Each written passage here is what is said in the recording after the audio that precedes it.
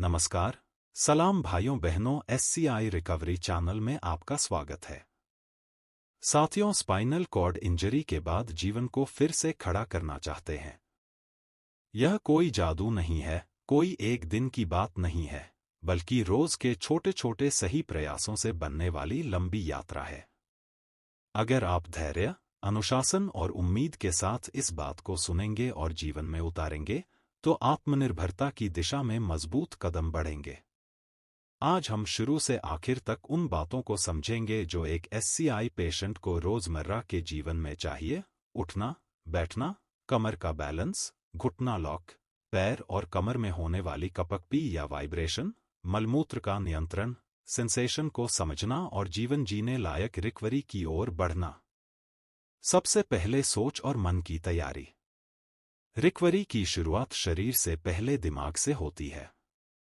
जब तक मन यह नहीं मानेगा कि मैं अभ्यास कर सकता हूं, मैं सीख सकता हूं, तब तक शरीर भी साथ नहीं देगा। रोज सुबह अपने आप से एक वाक्य बोलिए: मैं आज अपने शरीर के लिए कुछ बेहतर करूंगा। यह छोटा वाक्य बड़ी ताकत देता है। अब बात करते हैं सही पोजीशन और शरीर को जगाने की। सुबह बिस्तर पर ही दोनों पैरों को सीधा रखकर धीरे धीरे सांस लें। सांस नाक से अंदर, मुंह से बाहर। सांस के साथ अपने ध्यान को कमर और पैरों की तरफ ले जाए। अगर कुछ महसूस नहीं भी होता, तब भी दिमाग का संदेश नीचे तक जाता है। यही अभ्यास आगे चलकर सेंसेशन को पहचानने में मदद करता है। उठना और बैठना कैसे सुधारें? जब भी बैठें, रीढ़ को सीधा रखने की कोशिश करें। दोनों कंधे बराबर, सिर ऊपर। शुरू में हाथों का सहारा लेना बिल्कुल ठीक है। धीरे धीरे हाथों पर जोर कम करें और कमर के बीच वाले हिस्से को सक्रिय रखने का प्रयास करें। अगर थोड़ी भी थकान लगे, रुकें, सांस लें और फिर शुरू करें। कमर बैलेंस का अभ्यास। बैठे हुए हल्का सा आगे झुकें और फिर सीधे हों। दाएं बाएं वजन ट्रांसफर करें। यह अभ्यास रोज करने से कमर के आसपास की मांसपेशियां सक्रिय होती हैं। यही बैलेंस आगे चलकर खड़े होने और चलने की नींव बनता है। घुटना लॉक को समझना। कई साथियों को खड़े होते समय घुटना लॉक की समस्या होती है। इसका मतलब यह है कि खड़े रहते समय घुटने सही स्थिति में रुक नहीं पाते। इसके लिए जरूरी है कि खड़े होने से पहले जांघ और कमर की मांसपेशियों पर ध्यान दिया जाए। दीवार या आबार का सहारा लेकर खड़े हों, वजन धीरे धीरे पैरों पर डालें और घुटनों को सीधा रखने का अभ्यास करें। पैरों और कमर में कपकपी या वाइब्रेशन। यह अक्सर नर्व के सिग्नल दोबारा सक्रिय होने पर महसूस होती है। इससे घबराने की जरूरत नहीं है। इसे संकेत समझिए कि शरीर प्रतिक्रिया दे रहा है। ऐसे समय में गहरी सांस लें, शरीर को ढीला रखें और अभ्यास जारी रखें। समय के साथ यह वाइब्रेशन संतुलित होने लगता है। सेंसेशन को कैसे पहचानें? गरम ठंडा, हल्का भारी, दबाव, इन सबको धीरे धीरे महसूस करने का अभ्यास करें। पैर या कमर पर हल्का स्पर्श करें और दिमाग में उस जगह का ध्यान रखें। भले ही शुरुआत में कुछ समझ न आए, पर रोज के अभ्यास से पहचान बेहतर होती है। मलमूत्र नियंत्रण की दिशा। यह विषय संवेदनशील है, लेकिन बहुत जरूरी है। एक तय समय पर शौच और मूत्र की आदत डालना शरीर को ट्रेन करता है।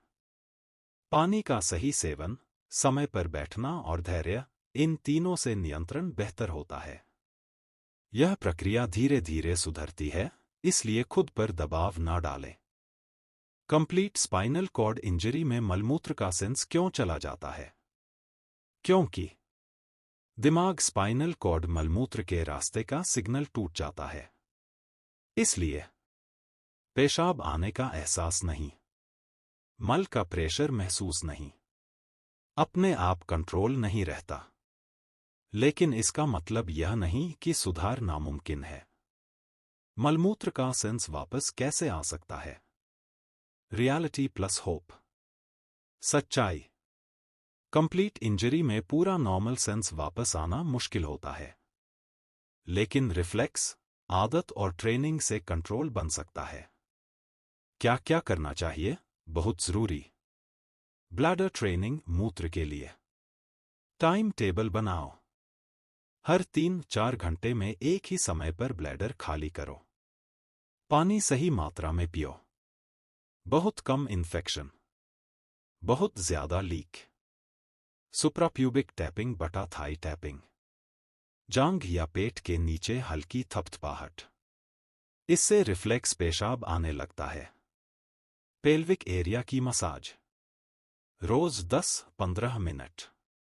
कुछ महीनों में लीक कम होती है, बॉडी समय पहचानने लगती है, हल्का दबाव या कंपन महसूस होने लगता है। बावल ट्रेनिंग मल के लिए एक ही समय रोज मल निकालो। सबसे अच्छा सुबह नाश्ते के बाद। फाइबर प्लस गुनगुना पानी। डिजिटल स्टिमुलेशन, दस्ताने पहनकर हल्का रेक्टल स्टिमुलेशन।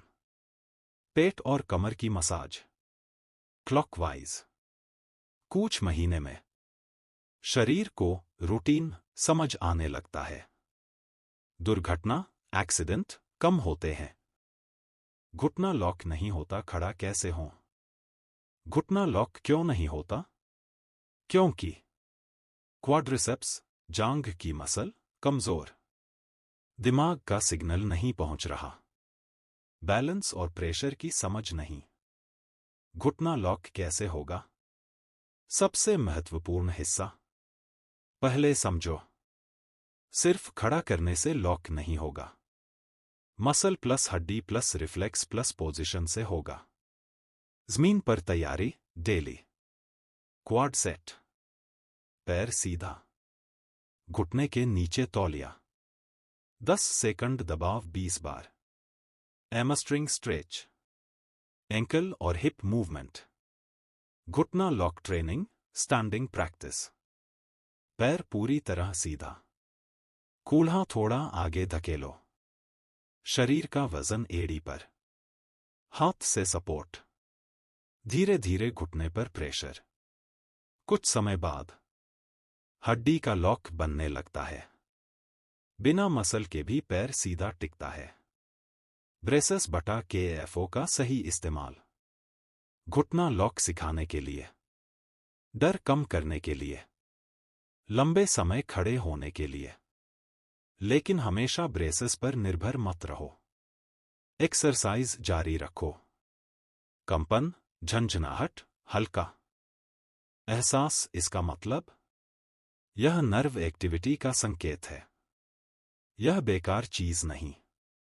यही आगे चलकर हल्का सेंस, मूत्र संकेत, घुटने का कंट्रोल की नींव बनती है। सबसे जरूरी मानसिक बात, रोज थोड़ा थोड़ा सही करो। जल्दी चमत्कार मत खोजो। शरीर से दोस्ती करो। डर के बिना खड़े होने की कोशिश करो। SCI में जीत धैर्य वालों की होती है। चलना और आगे बढ़ना, हर किसी का रास्ता अलग होता है। किसी के लिए रेलिंग, किसी के लिए वॉकर, किसी के लिए छड़ी, किसी के लिए व्हीलचेयर। हर साधन आत्मनिर्भरता की ओर एक कदम है। तुलना नहीं, केवल अपने कल से बेहतर आज बनाने पर ध्यान दें। जीवन जीने लायक रिकवरी का मतलब, रिकवरी सिर्फ पैरों से चलना नहीं है। अपने फैसले खुद लेना, अपने काम खुद करना, परिवार और समाज में आत्मसम्मान के साथ खड़ा होना, यही असली रिकवरी है। अंत में एक बात, अगर आज थोड़ी भी थकान है तो भी आपने कोशिश की, यही जीत है। SCI रिकवरी चैनल आपके साथ है, आपकी इस यात्रा में। इस आवाज को बार बार सुनिए, अभ्यास कीजिए और खुद पर भरोसा रखिए। नमस्कार, सलाम भाइयों बहनों। अगर आप चैनल पर नए हैं, चैनल को सब्सक्राइब कर ले, अपने दोस्तों के साथ शेयर कर सबकी हेल्प करें और वीडियो को जरूर लाइक करें।